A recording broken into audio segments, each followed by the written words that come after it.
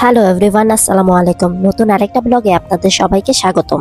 আজ আমরা পরিবার সকলে মিলে চলে যাচ্ছি ইতালির রোম শহরের লুনা এওর পার্কে। গরমে আমাদের প্রবাসীদের অবস্থা বেহাল। জুলাই মাসটা ইউরোপে অনেক বেশি গরম থাকে, প্রায় 35 থেকে 40 ডিগ্রি পর্যন্ত। বাচ্চাদের স্কুলও প্রায় 3 মাসের মতন বন্ধ থাকে। সারা বছর কাজ, স্কুল, কলেজ, সামারের এই 3টা মাসই ফ্রি থাকা হয়। আর প্রচন্ড গরমে লেক, নদী, পানি, সাগর এই জায়গাগুলোতে সবচেয়ে বেশি মানুষজনের আনাগোনা থাকে। দিনটা ছিল রবিবার, আর রবিবার মানেই আমাদের উইকেন্ড। প্রচন্ড রোদে গরমে বাসের জন্য অপেক্ষা না করে ট্যাক্সি নিয়ে চলে যাচ্ছি লুনার এওর পার্কে। প্রায় প্রতি বছরই এই পার্কটায় আসা হয় আমাদের। বাস দিয়ে আসলে প্রায় 2টো বাস চেঞ্জ করতে হয়। আমাদের বাসা থেকে প্রায় 15 মিনিটের মতন লাগে আসতে, যদি কিনা ট্যাক্সি বা পার্সোনাল গাড়ি দিয়ে আসা হয়। পাবলিক বাসে আসতে প্রায় 2 ঘন্টার মতন লেগে যায়। খুব সুন্দর আর ছিমছাম একটা পার্ক, পরিবেশটাও বেশ সুন্দর। সুইমিং পুলের পাশাপাশি বিভিন্ন রকম রাইড রয়েছে। সবার প্রথমেই আমরা চলে যাচ্ছি টিকিট কাটার জন্য। এবার আসি সামারে টিকিটের প্রাইসটা কত দাম থাকে এই লুনা এওর পার্কে। পার পার্সন এক একজনের লাগে 15 ইউরো করে। 4.5 বা 5 বছর বাচ্চাদের এখানে টিকিট কাটতে হয়, তবে তাদের হাইটটা 4 পয়েন্ট সামথিং হলেই তখনই টিকিট কাটা হয়। তাছাড়া পরিবারে যাদের ডিজেবল পার্সন আছে তাদের জন্য টোটালি ফ্রি। অন্যান্য পার্কেও দেখা যায় ডিজেবল পার্সনদের জন্য অর্ধেক টিকিটের টাকা লাগে, অথবা ডিজেবল পার্সনদের সাথে যে কেয়ার গিভারটা আছে তার জন্য অর্ধেকটা ফ্রি।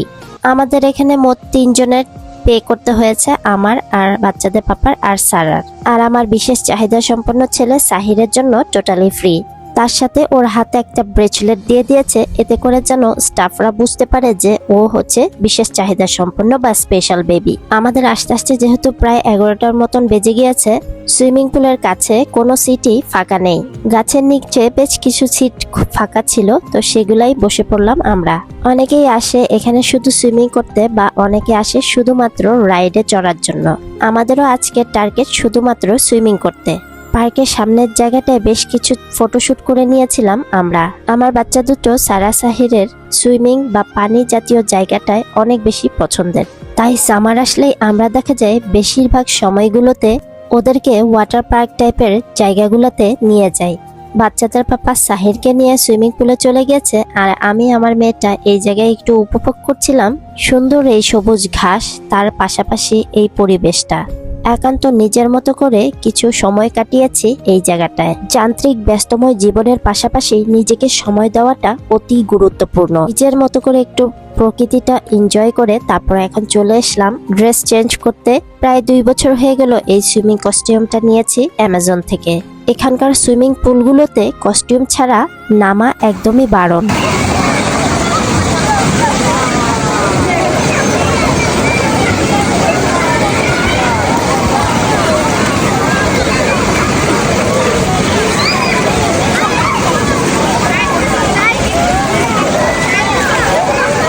বাচ্চারা তো খুব বেশি এনজয় করছে, আমি আর ওর পাপা এনজয় করার পাশাপাশি ওদের দুজনকেই কন্ট্রোল করতে হচ্ছে। সেই দিন এত বেশি গরম ছিল বা রোদের তাপ ছিল, প্রায় 10 থেকে 15 মিনিট পরপরই দেখা যাচ্ছিল যে সানস্ক্রিন দিয়ে নিচ্ছিলাম। ঘন ঘন সানস্ক্রিন দেওয়ার কারণে সেইবার আমাদের স্কিনটা পুড়ে যায়নি। আজকে একটা ভুল করে ফেলেছিলাম, সেটা হলো আমরা বাসা থেকে টাওয়াল নিয়ে আসিনি। তবে আমাদের কোনো সমস্যা ফেস করতে হয়নি, সেখান থেকে একটা টাওয়াল কিনে নিয়েছিলাম। টাওয়েল, চাদর, সুইমিং টায়ার, সুইমিং বল, তাছাড়াও রয়েছে খাবারের অনেক অনেক রেস্টুরেন্ট বা স্টল। পার্কের বাইরেটাই রয়েছে বাচ্চাদের পছন্দের বা বড়দের পছন্দের ম্যাকডোনাল্ডস। অনেকেই বাসা থেকে খাবার নিয়ে আসতে পছন্দ করে, আর যারা পছন্দ করে না তারা এখান থেকেই ম্যাকডোনাল্ডসের খাবার কিংবা রেস্টুরেন্টের ভেতরে যে খাবারগুলো আছে সেগুলো এনজয় করে থাকে। আমাদের মেমোরিতে রাখার জন্য বেশ কিছু ফটোশুট করে নিয়েছিলাম। প্রায় 1 ঘন্টা ডোবাডুবি করার পরে এখন বাচ্চাদের প্রচন্ড খিদা লেগে গিয়েছে। বাচ্চাদের পাপা ম্যাকডোনাল্ডস থেকে খাবার আনতে গিয়েছে, আর সেই ফাঁকে বাচ্চারা কিছু হালকা পাতলা স্ন্যাক্স টাইপের খেয়ে নিচ্ছিল। গাছের নিচে সিটগুলো পাওয়ায় বেশ আরাম হয়েছে, অ্যাটলিস্ট করা রোদটা একদম গায়ে লাগছিল না। তো যাই হোক, এবার খাওয়া দাওয়ার পালা। এর আগেও যতবার এসেছিলাম বাসা থেকে খাবার নিয়ে এসেছিলাম, তবে এইবার প্ল্যান করেছি যে আশেপাশে যা আছে বা ম্যাকডোনাল্ডস থেকে খাবার কিনে আমরা খেয়ে নেব। এই পাশটার পরিবেশটাও খুব বেশি সুন্দর, যে যা যার মতন খাবার খেয়ে তারপরে পরিষ্কার করে নিচ্ছে যা যারটা। তবে আমরা যা কিছু খাচ্ছিলাম না কেন, খাবারের গন্ধ পেলেই দেখা যাচ্ছে বেশ কয়েকটা মৌমাছি চলে আসছে। তাই আমরা চেষ্টা করি খুব ঝটপট খাবারগুলা খেয়ে নিতে। বাচ্চাদের মনোযোগ এখনো সুইমিং পুলের দিকে, মানে তারা কখন খাবার শেষ করবে আবারও সুইমিং পুলে যাবে। সকালের দিকে সবাই দেখা যায় এই সুইমিং পুলেই সুইমিং করতে আসে, তারপরে বিকালের দিকে আস্তে আস্তে বাকি যে রাইডগুলো আছে সেগুলো আস্তে আস্তে তারা খোলে। আর এই লোনা এয়ার পার্কটা রোমের এয়ারের দিকে অবস্থিত। আরো কিছু ওয়াটার পার্ক আছে রোম শহরে, যেমন জুমারিন, রেনবো, যদিও সেগুলা একটু দূরে রোমের বাইরের দিকে। ছোটখাটো আর কাছাকাছির মধ্যে এই লুনা এয়ার পার্কটাই সবচেয়ে বেশি বেস্ট আমার মনে হয়।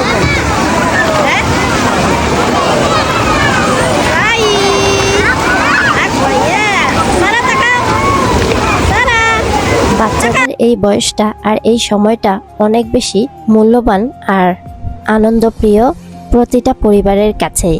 বাচ্চারা বড় হয়ে গেলে নিজেদেরকে নিয়ে ব্যস্ত হয়ে পড়ে, শুধু থেকে যায় এই সুন্দর মুহূর্তগুলা। আমরা সবাই চাই এই সময়গুলা ধরে রাখতে, তবে বাস্তবতা এটাই যে এই সময়গুলো আর কখনোই ফিরে আসবে না, আর এই সময়গুলোকেও আমাদের ধরে রাখা সম্ভব না।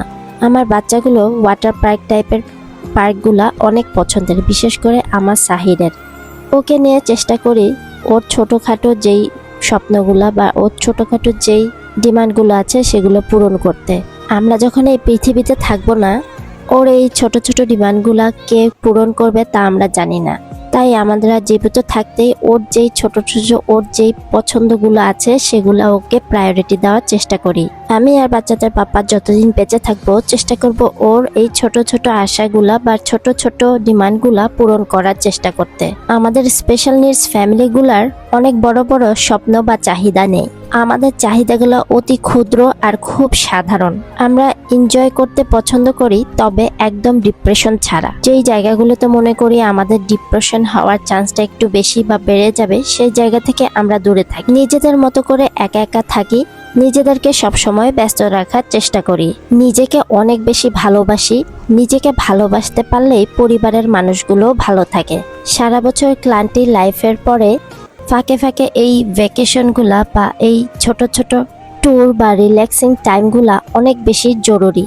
সারা মাসের বা সারা বছরের ক্লান্তিগুলা আমাদের দূর করে দেয়, তার পাশাপাশি পজিটিভ চিন্তাগুলাও আমাদের মাঝে বাড়িয়ে দেয়। আরও কিছু ফ্যামিলি মেমোরিজ ফ্রেমে বন্দি করে নিলাম।